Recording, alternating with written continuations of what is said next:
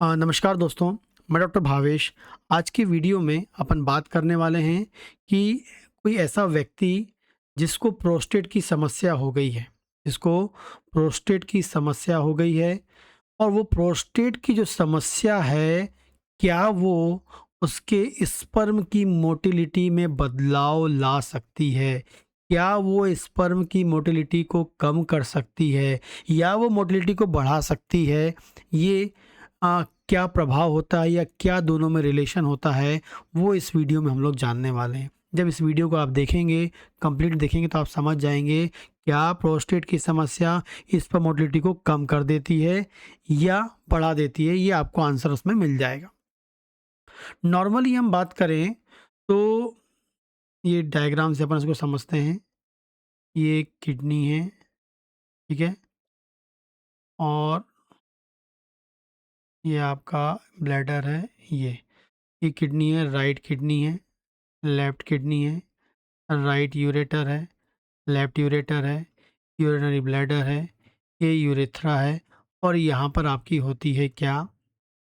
Prostate gland होती हैं, ठीक है ना? प्रोस्टेट ग्लैंड होती हैं और यहीं आप जाएँगे तो आपके टेस्टिकल्स नीचे होते हैं, स्क्रोटम अंडकोश में आपके टेस्टिकल्स होते हैं, ठीक है? 2 टेस्टिकल्स होते हैं और ये टेस्टिकल्स होती हैं, इस टेस्टिकल्स के अंदर बनते हैं स्पर्म, यहाँ पर आपके स्पर्म बनते हैं। और ये जो स्पर्म होते हैं एक पाइप के द्वारा एक एक पाइप होती है, उस ट्यूब के द्वारा फाइनली कहाँ पहुँचते हैं? आपके प्रोस्टेट ग्लैंड के यहाँ पर पहुँचते हैं, ठीक है ना? तो जनरली जो स्पर्म हैं या शुक्राणु जो होते हैं वो आपके टेस्टिकल्स में बनते हैं, नॉर्मली ऐसे बनते हैं। और बनने के बाद ये सिर्फ स्पर्म बनते हैं और वो स्पर्म बनने के बाद एक ट्यूब के द्वारा आगे पहुँचते हैं और फाइनली कहाँ पहुँचते हैं? प्रोस्टेट ग्लैंड के अंदर पहुँचते हैं और प्रोस्टेट ग्लैंड बनाती है क्या? प्रोस्टैटिक फ्लूइड बनाती है। क्या बनाती है? प्रोस्टैटिक फ्लूइड बनाती है और ये प्रोस्टैटिक फ्लूइड और ये स्पर्म आपस में मिलते हैं और आपका बन जाता है सीमेन बन जाता है, जिसे हम बोलते हैं वीर्य बोलते हैं, ठीक है? तो नॉर्मली इस प्रकार से होता है।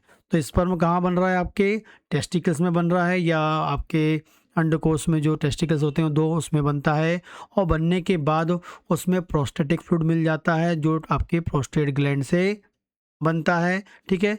और दोनों जब मिल जाते हैं तो इसे हम बोलते हैं वीर्य और हम क्या बोलते हैं? सीमेन बोलते हैं।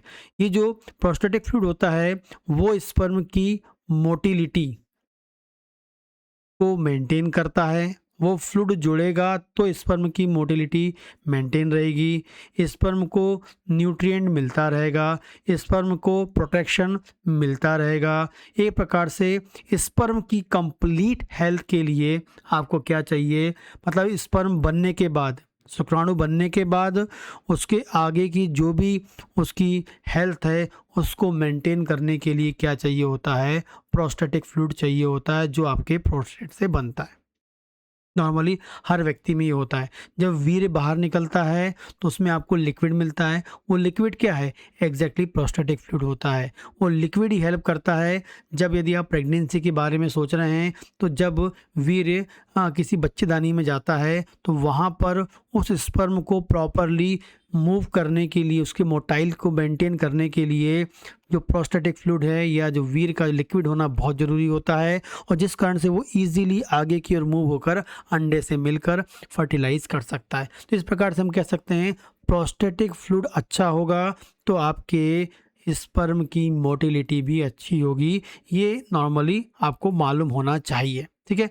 लेकिन यदि प्रोस्टेटिक फ्लूइड खराब हो जाएगा, प्रोस्टेटिक फ्लूइड की फंक्शनिंग खराब हो जाएगी, प्रोस्टेटिक फ्लूइड अच्छे से नहीं बन पाएगा, उसकी कंपोजिशन अच्छी नहीं होगी, तो वीर्य में बदलाव आएगा, सीमेन में बदलाव आएगा, जिस कारण से उसके अंदर जो स्पर्म होते हैं, शुक्राणु होते हैं, उनकी की जो नॉर्मल एक्टिविटी उसमें बदलाव आएगा, खासकर मोटिलिटी में बदलाव आएगा और हो सकता है कि इस प्रोस्टेटिक फ्लूइड में खराबी के कारण स्पर्म की मोटिलिटी भी आपकी कम हो जाएगी, ठीक है?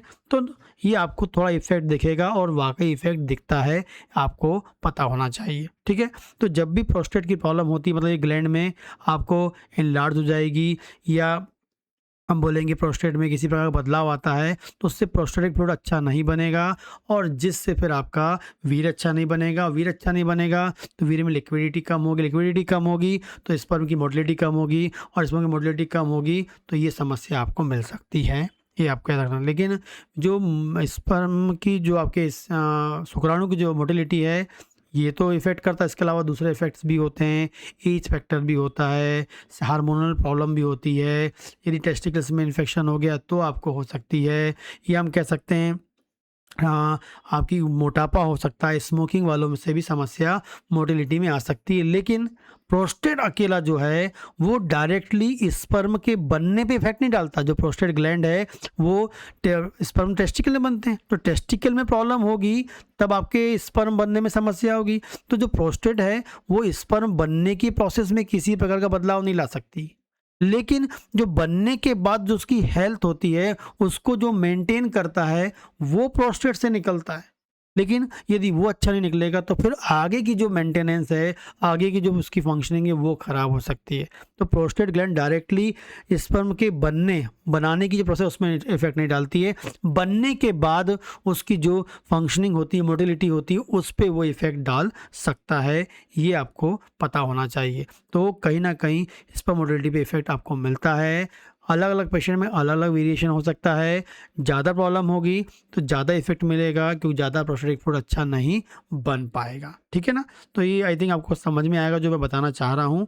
ठीक, इसके अलावा प्रोस्टेट की समस्या है, आपके वीर्य में बदलाव आ गया है तो आप होम्योपैथिक दवाएं ले सकते हैं, क्योंकि होम्योपैथिक दवाएं बहुत लाजवाब काम करती हैं जो प्रोस्टेट की समस्या को ठीक करती हैं, साथ में वीर्य की क्वालिटी को, क्वांटिटी को, आपके शुक्राणु के जो स्पर्म की जो मोटिलिटी है उसको इम्प्रूव करने में हेल्पफुल होती है। जैसे बहुत सारे पेशेंट्स हैं, खासकर बात हूँ जिनका स्पर्म काउंट बहुत कम आता है। प्रॉपर डाइट बहुत इंपॉर्टेंट रोल प्ले करती है स्पर्म काउंट को बढ़ाने के लिए। तो स्पर्म काउंट बढ़ाने के लिए होम्योपैथिक दवा साथ में लेते हैं और डाइट लेते हैं तो आपको रिजल्ट बिल्कुल मिलता ही मिलता है। ठीक है, तो ये आपको याद रखना है। और इसके अलावा कोई ट्रीटमेंट चाहते हैं तो दिए गए नंबर पर आप कॉन्टैक्ट कर सकते हैं। नमस्कार।